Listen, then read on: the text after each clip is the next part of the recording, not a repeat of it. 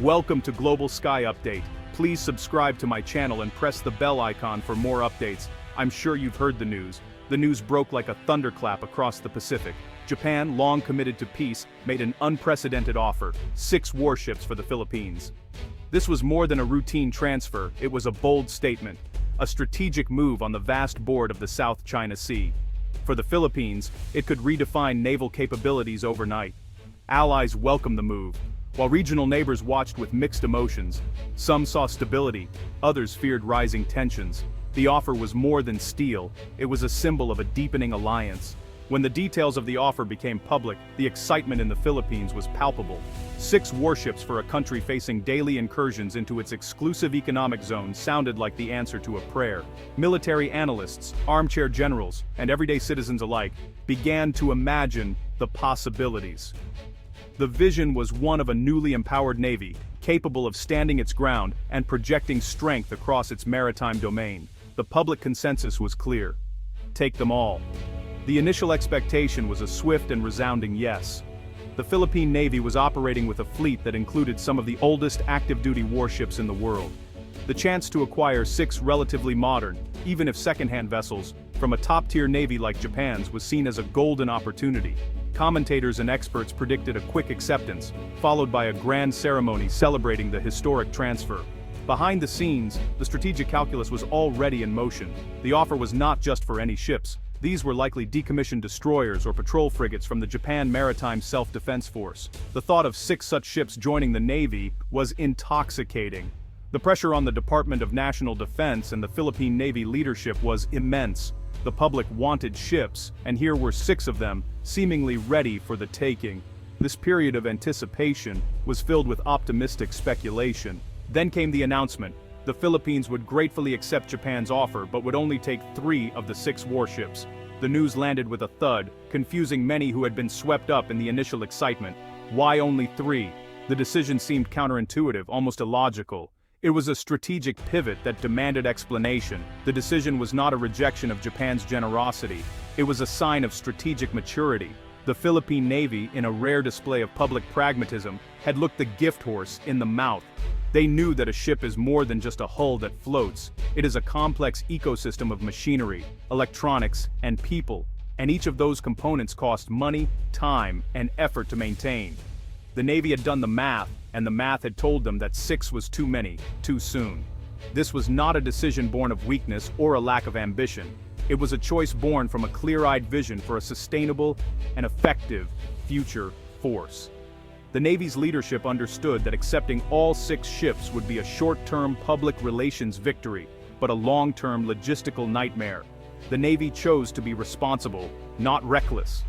They chose readiness over numbers. This was about ensuring that the ships they did accept would be fully operational, properly crewed, and sustainably maintained for years to come. There is no such thing as a free warship. Even if the hull is given away for zero cost, the moment a navy takes ownership, the clock starts ticking on a mountain of expenses. The most immediate cost is maintenance. These are not new vessels, they are older ships that have already served a full life in another navy. They require constant upkeep, specialized spare parts, and regular expensive dry docking to keep them seaworthy and safe.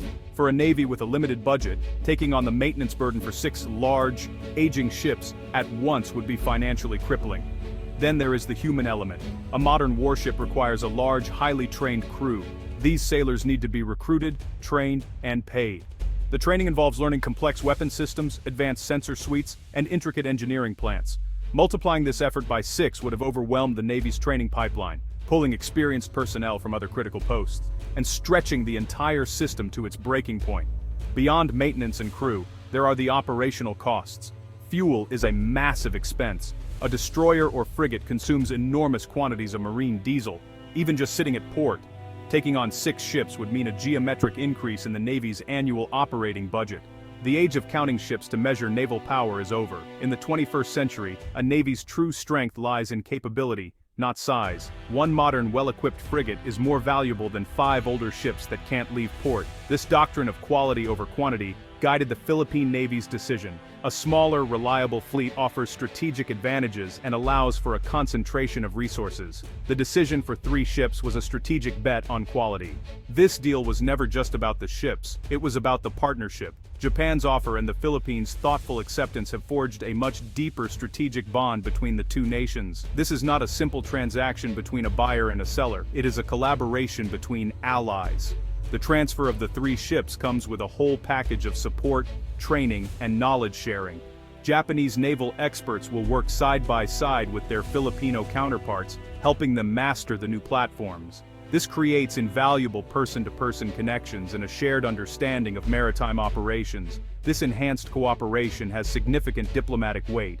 It demonstrates a united front between 2 major maritime democracies in the region.